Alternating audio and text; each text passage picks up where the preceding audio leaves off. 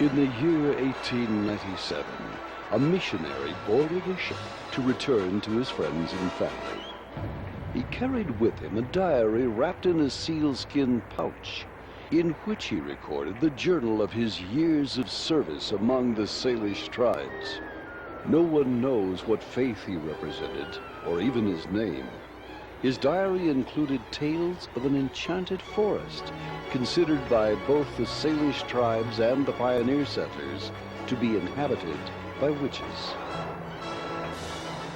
Years of study and investigation made him wonder whether there was not some truth to the stories he so carefully recorded.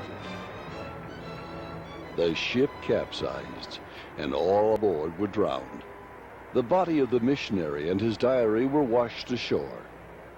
This is the story he recorded. It seemed to be a forest like all others. Tall trees, thick green grasses, colorful wildflowers. But there, the similarity ended. It was a place bewitched. The Native Americans knew the legend well. The few white settlers who braved the wilderness would discover the curse for themselves. To the Salish tribes, the rulers of this woodland were known as Chihas, witches and ogres who stole children. No earthly power could stop them. Many seasons had come and gone. Many children had disappeared. Life was filled with anguish and sorrow. And then, a strange thing happened.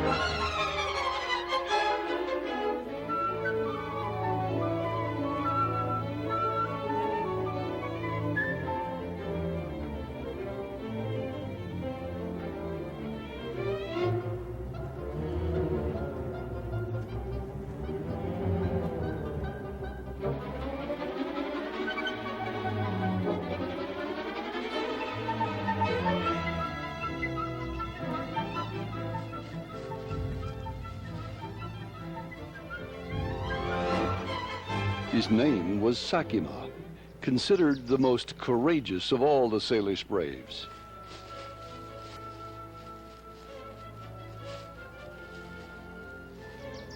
He had come to the forest to rescue the children. Now he was fighting for his own life.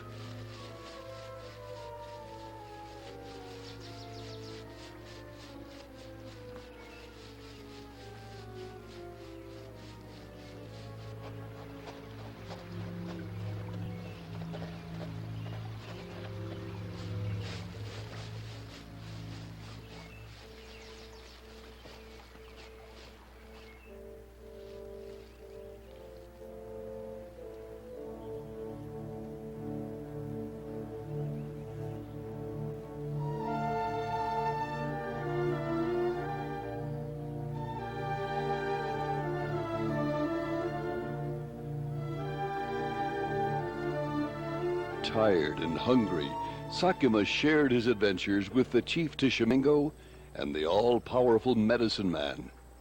Until now, legend alone had kept the tribesmen away from the forest. Sakima now confirmed their worst fears. The Chihas, Ishmihuth, and Taisohi rule the forest. They have captured our children. Salish children had ignored the warnings and ventured into the forest. Their fate was sealed. Shall we lead a war party against the Chihas and their followers? No, my chief. 1,000 braves cannot overpower the Chihas. There was only one thing to do. Following custom, the tribe would prepare for the ceremony of the Song of Death. Since nothing on earth could avenge the Salish children, then the people would pour out their sorrows to the Great Spirit. After his wife had died, John Stanton and his cousin Emma had left their home in Massachusetts. With John's 2 sons, they joined a small band of hardy pioneers. The journey had been filled with difficulties, but they found land to homestead and established a community they called New Providence. John was faced with a greater challenge. Pioneer children had disappeared. One of them was his youngest son. Emma begged her cousin not to enter the woodland. Why? What's Sweetie gonna do? They're gonna eat him. You know what those Indians do to them? John's friend and neighbor, Lucas Sturbridge, joined the discussion. He encouraged John to wait until tomorrow morning. The pioneers would meet to determine the proper course of action. I just think that we should just wait till the morning. They won't have no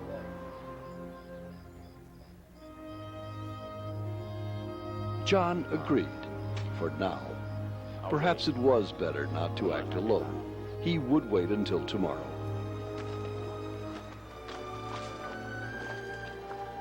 The discussion had been overheard by John's oldest son, Mark, and Lucas's boy, Chauncey.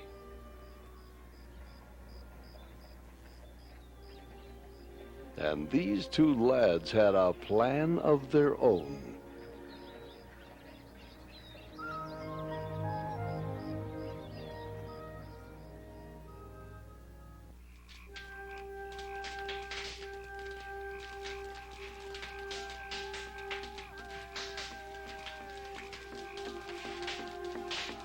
The Song of Death. The Salish tribesmen would pray to the Great Spirit for the souls of the lost children.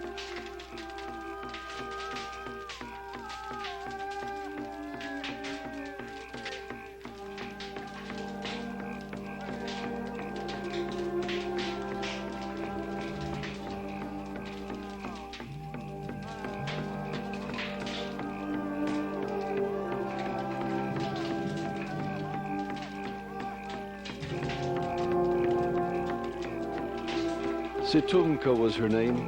Her parents had died this winter past. Her little brother had been taken by the Chihas. Everyone she had loved and cared for was gone. Situmka was alone. The song of death would continue 4 days and nights. Then it would be forbidden to speak of those lost to the Chihas.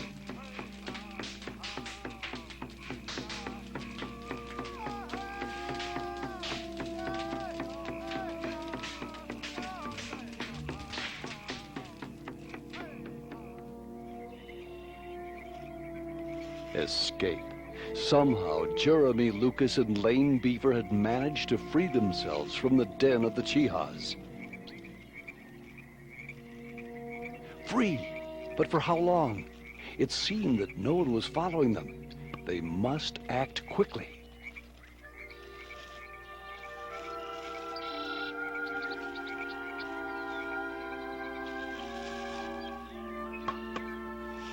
Out of the forest. It was their only chance to escape the power of the Chihas. They must leave the forest.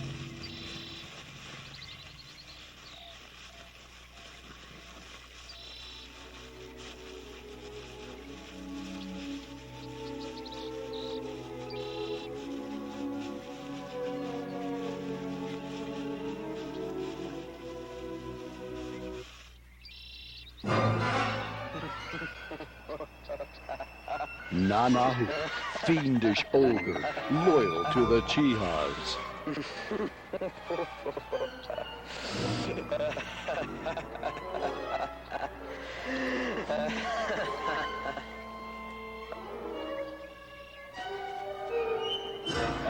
Nakatu, the ogre assigned to guard the mortal children. They would make an example of the runaways.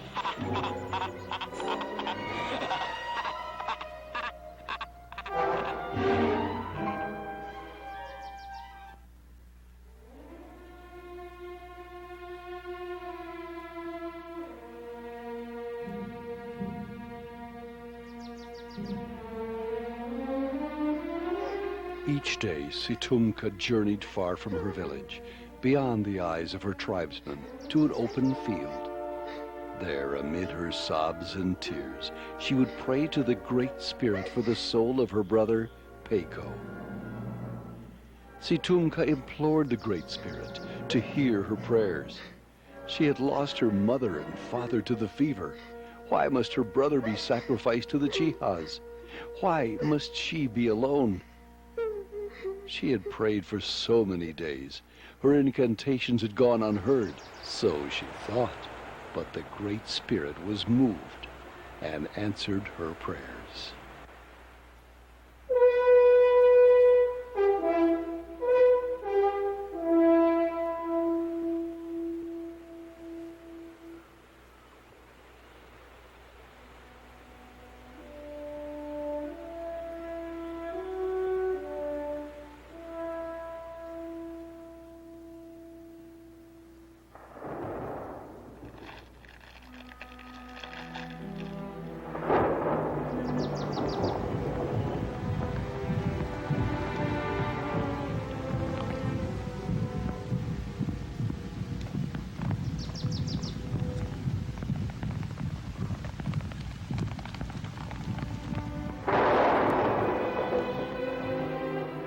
Situmka, Earth Sister, I am sent from the Great Spirit to avenge the Salish tribes and free the children.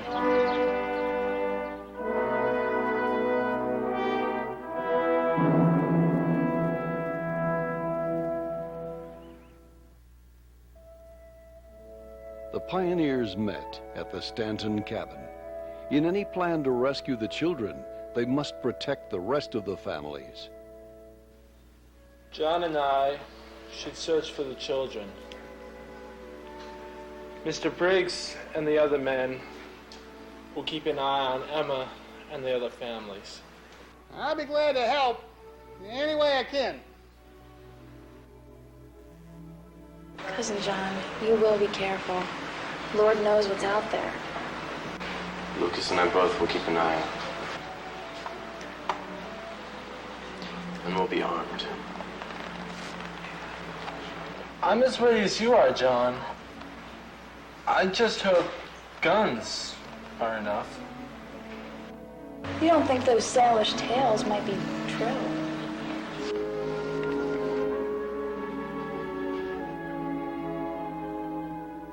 Man nor beast, it makes no never mind. I'm gonna bring back my boy.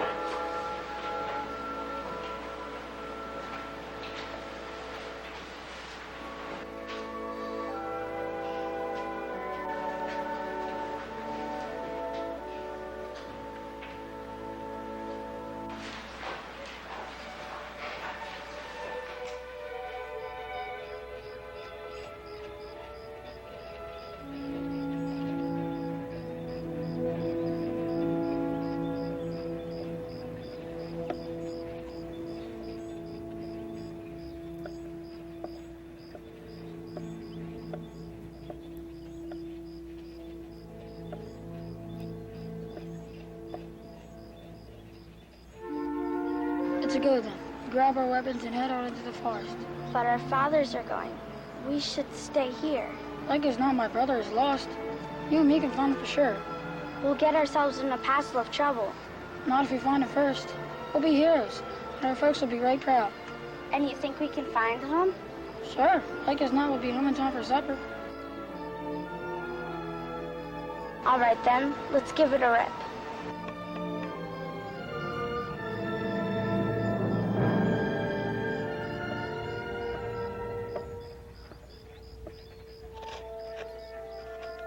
John Stanton and Lucas Sturbridge would be the hunters of the pioneer settlement. They would also, they hoped, be the rescuers. You be careful, Cousin John. And you as well, Lucas. Thank you, Emma. I will. Chances are the little ones are just lost. I'd like to believe that. Truly. But it makes no never mind. Mark and I will take care of things here until you return. He sure reminds you. Where is that young scamp? It's just as good he isn't here. Goodbyes are hard on youngins. You're right. Well, let's be off then. Goodbye, Cousin Emma.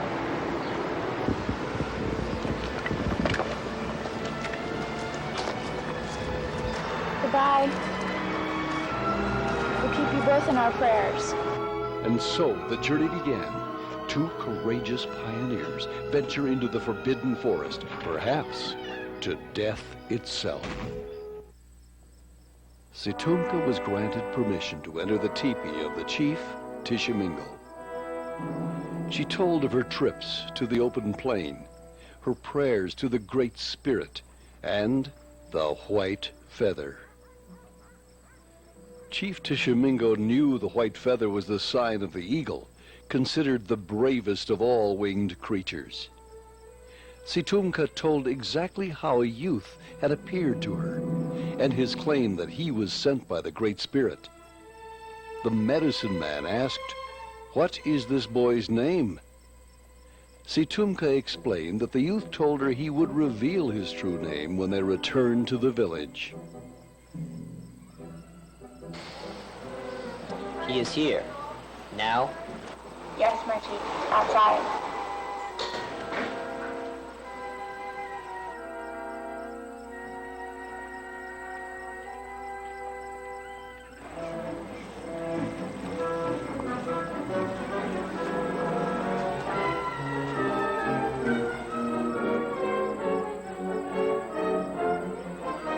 I am Tishomingo, chief of the Salish tribes.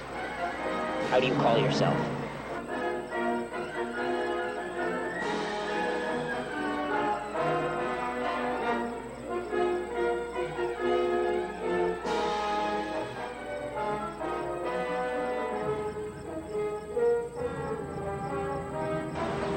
I am Eulatine.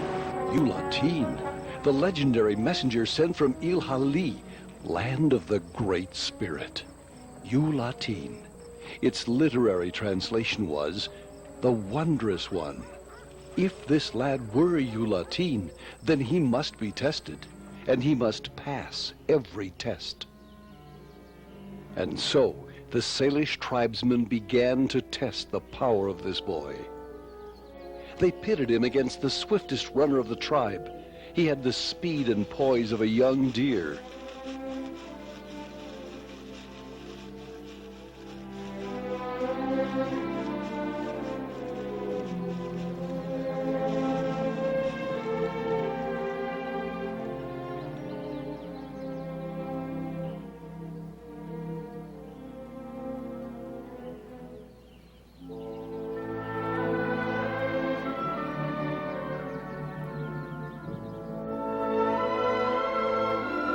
Though he was still a boy, the most experienced archer could not surpass his distance and accuracy.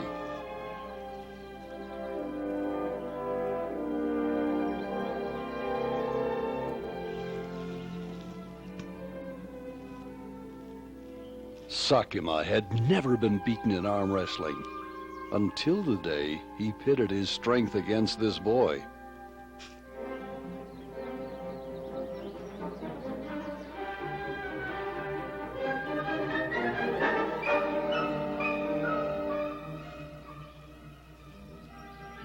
He was able to hurl his spear farther than any brave in the tribe.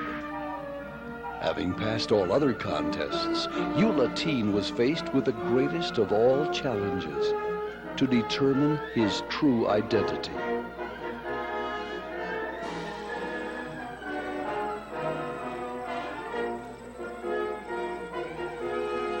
Strength, guile, cunning, all would be measured in Ulateen's attempt to escape the rope prison. No member of the tribe was permitted to help. The prison of ropes was rarely used. Many braves had been injured trying to escape. Some proud ones had died from thirst and starvation. A brave had two choices. He could somehow free himself, or he could admit defeat. He would be released, but branded as a failure.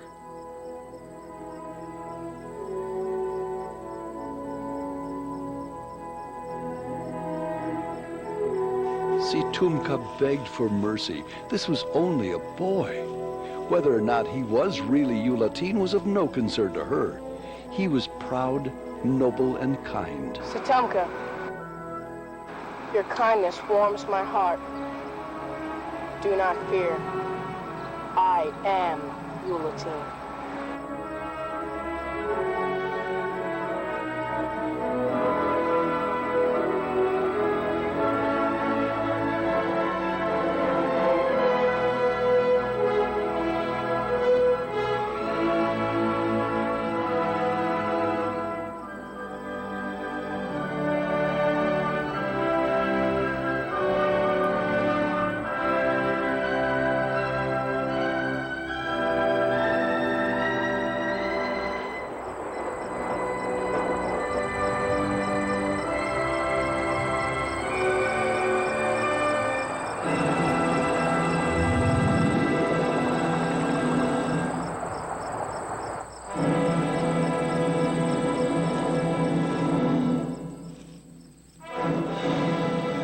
There was no doubt.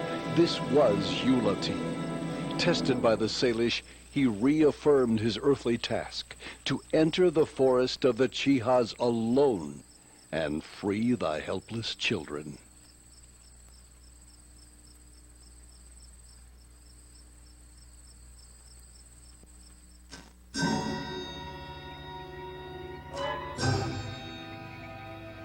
Yakpa, the deformed servant of the Chihas.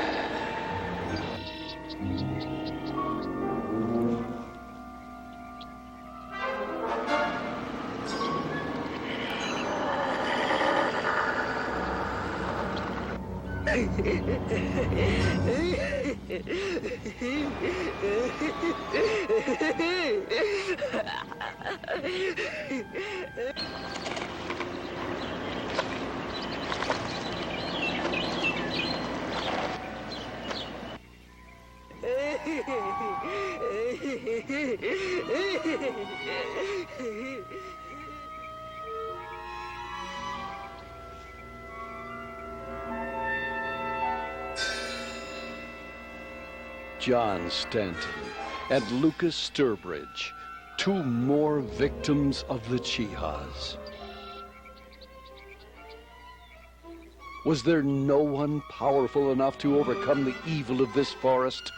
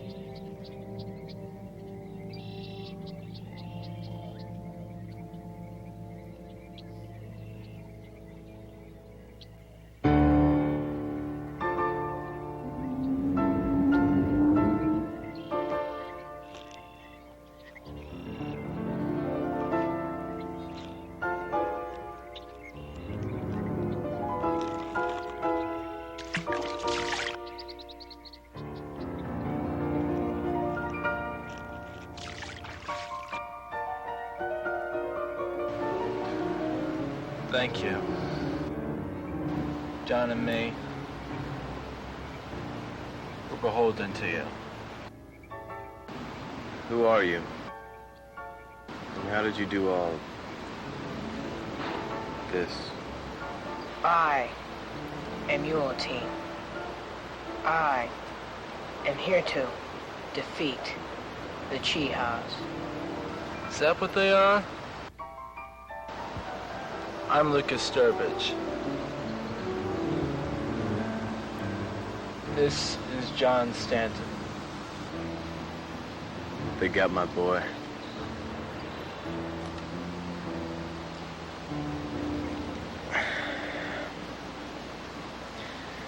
Give us a couple minutes, and we'll be ready to lend you a hand. No. Brave men cannot defeat the Chihas. How's that? But you're no more than a boy yourself. It must be my magic against theirs. I must go alone.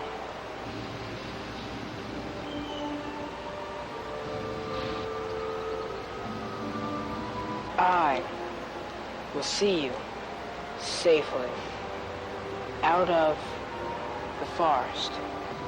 Then I will bring you your children.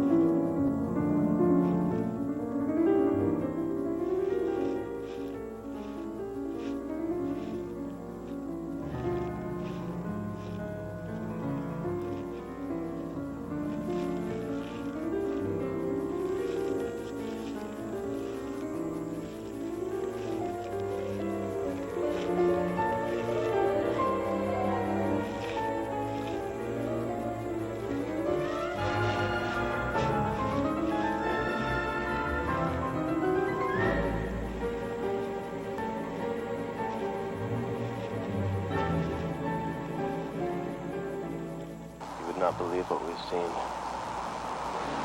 Sailors brave, with great magic, set us free. He promises to rescue Thaddeus. Thaddeus and Mark. And your son Chauncey.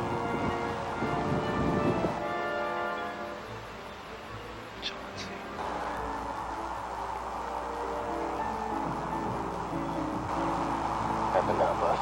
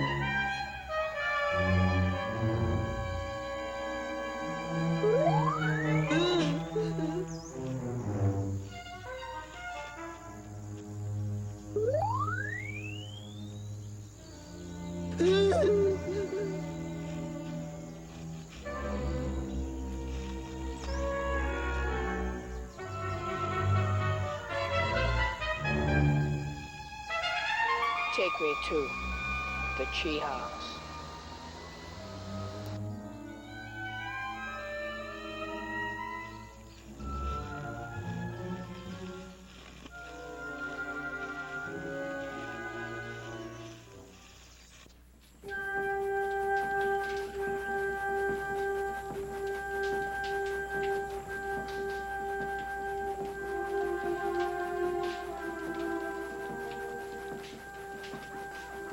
Would this boy be strong enough to face the Chihas?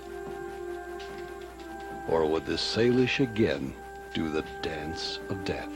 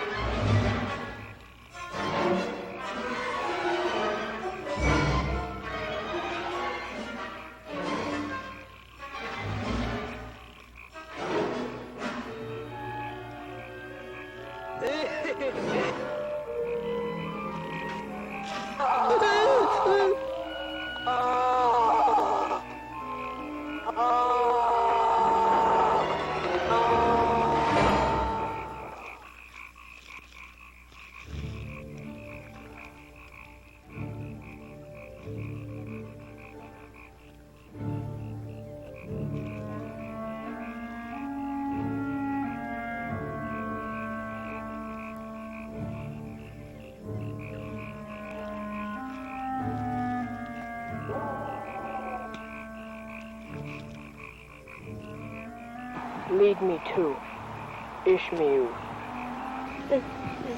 There. Through the cave.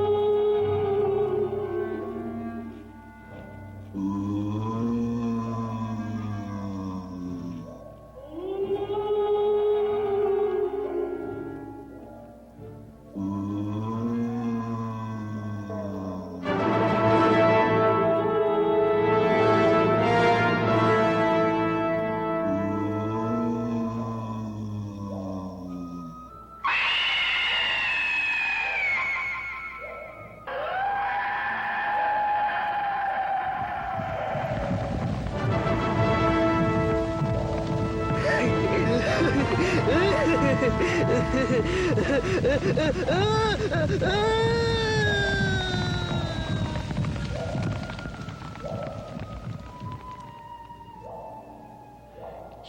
Latin.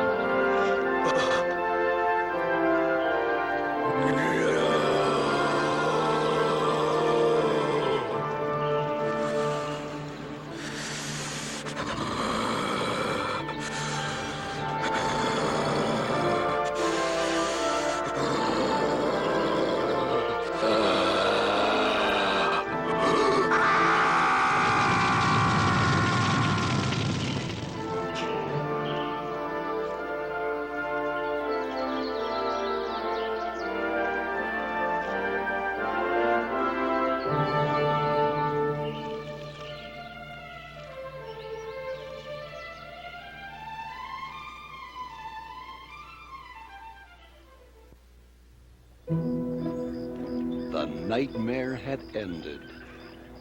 No longer would the Salish talk in whispers to their children about the powerful forest witches.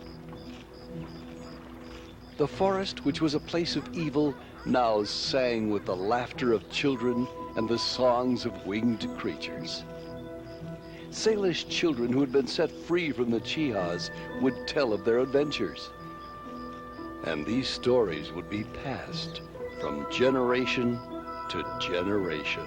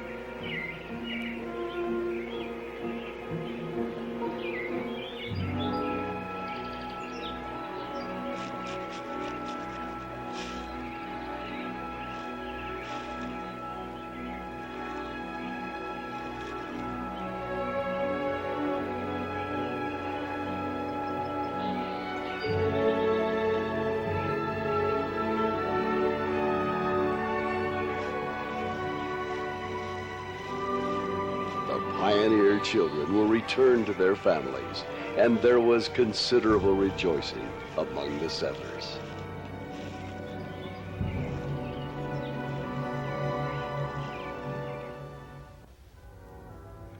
The promises of the Great Spirit had been fulfilled. A dark curse had been lifted from the red and white people.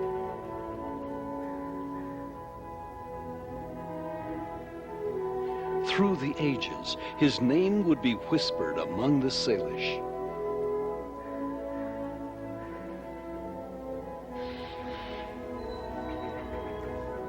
Translated, it meant the Wondrous One. Ulatin.